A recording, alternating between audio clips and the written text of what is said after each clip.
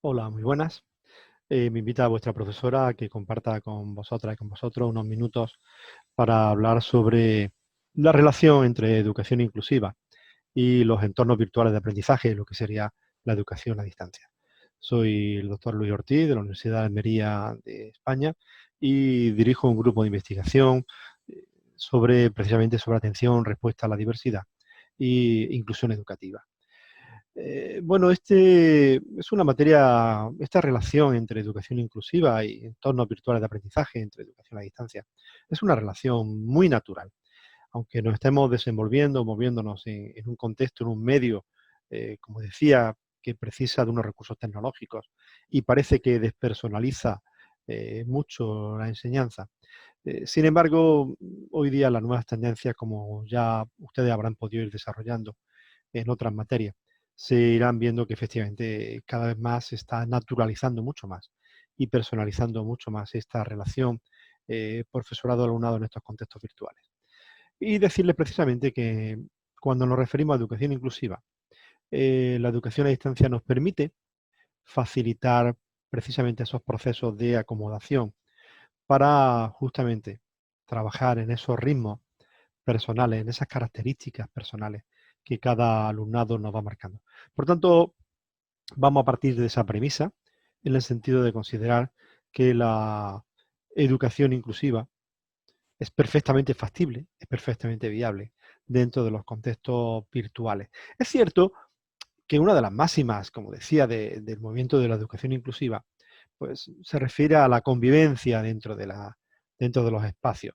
Bueno, precisamente podemos valorar cómo también en estos contextos virtuales se puede producir esa convivencia y quizás de una manera pues también mucho más factible por cuanto vamos a permitir esa adaptación de los medios, de los aprendizajes a las características individuales.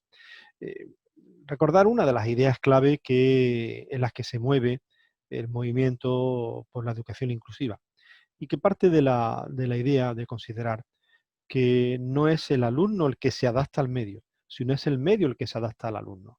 Es esa adaptación del centro al alumno como tal y no justamente al revés. No es el alumno el que tiene que encorsetarse, moverse dentro de las estructuras cerradas que le plantea un centro, una forma de aprender, y sí flexibilizar en cuanto a su ritmo, en cuanto a su medio. Decir que teóricamente está respaldado por lo que ya desde 2011 venimos hablando del diseño universal de aprendizaje. Un diseño universal de aprendizaje que si bien fue pensado, fue planteado dentro de la enseñanza presencial, perfectamente tiene cabida, ya que sus postulados se mueven, se respaldan dentro de la evolución precisamente de las tecnologías. Es uno de los pilares que sustenta el diseño de aprendizaje. De tal modo que el diseño universal de aprendizaje nos habla de tres cuestiones clave. Las distintas formas de expresar la información. El medio virtual nos permite muchas formas, distintas formas de expresar esa información, distintas formas de representar esa información, sería otro de los pilares básicos. Y finalmente las distintas formas que tenemos de comunicarnos entre las personas que estamos dentro de estos contextos virtuales de aprendizaje. Por tanto, el respaldo teórico al que la inclusión sea factible dentro de los entornos virtuales de aprendizaje, indudablemente está clave. Pero además es que posteriormente podemos hablar de los entornos personales de aprendizaje, que efectivamente tiene su traslado a, a la enseñanza a distancia en el momento que hablamos de los entornos virtuales de aprendizaje.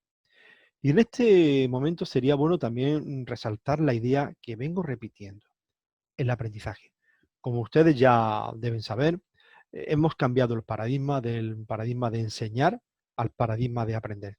Y justamente en los contextos virtuales, este aprender es clave, es clave.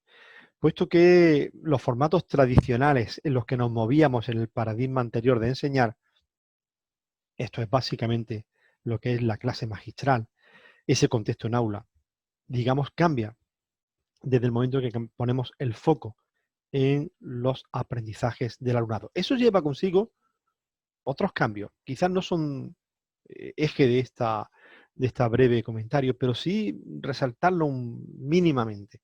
Ese cambio de paradigma de enseñar a aprender, de focalizar en los aprendizajes del alumnado, el centro de atención de justamente todos los procesos que desarrollamos, tanto en la presencial como en la virtual, lleva también consigo, como decía, el cambio en cómo entendemos la evaluación.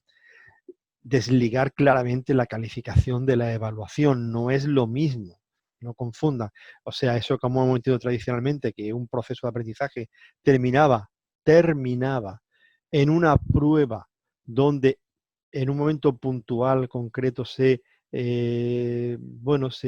valoraba los conocimientos que es una determinada materia, se tenían en ese momento, no lo olvidemos, en ese momento. Cambia hacia un modelo procesual, donde justamente el modelo de evaluación como tal se refiere a ese proceso de obtener información sobre cómo se están desarrollando los aprendizajes para tomar decisiones, justamente para facilitar y evitar a la vez que el alumnado llegue a ese momento final sin haber adquirido las competencias necesarias referidas a la materia. Por lo tanto, solamente este comentario transversal hacia el modelo de evaluación, pero que sí es necesario que lo entendamos justamente para que captemos la idea de cómo desde los entornos virtuales de aprendizaje podemos estar respondiendo a la diversidad. Si pretendemos establecer un modelo lineal básico para todo el alumnado, en enseñanza virtual nos estamos equivocando. Nos estamos equivocando desde ya, porque precisamente una de las potencialidades que nos ofrece la enseñanza a distancia, que es el poder flexibilizar los ritmos, los formatos, los medios para aprender, no lo estaríamos eliminando si queremos que todo el mundo vaya en la misma línea, en el mismo sentido y a la vez, no en el mismo sentido, a la vez. Porque precisamente la idea de la flexibilidad de los contextos virtuales no lo estaríamos eliminando.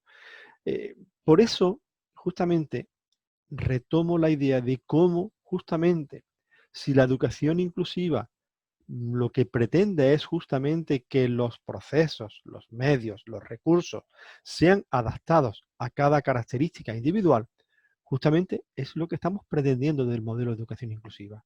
Esto es insistir en la idea de que no es el alumno el que se adapta al centro, el que se adapta al proceso, sino que es el proceso el que se adapta al alumno. Y en ese sentido, los modelos virtuales de aprendizaje son un medio ideal para poder llevar a cabo esa acomodación de esos procesos a este alumnado. Por tanto, retomar la idea de que efectivamente el modelo virtual es un modelo perfectamente válido para que podamos adaptar, acomodar esos ritmos de aprendizaje, esas formas de aprender, esos medios, esos recursos para aprender a este alumnado con alguna dificultad de aprendizaje. Y efectivamente, ahora mismo tenemos múltiples recursos digitales para poder ir acomodando estos procesos.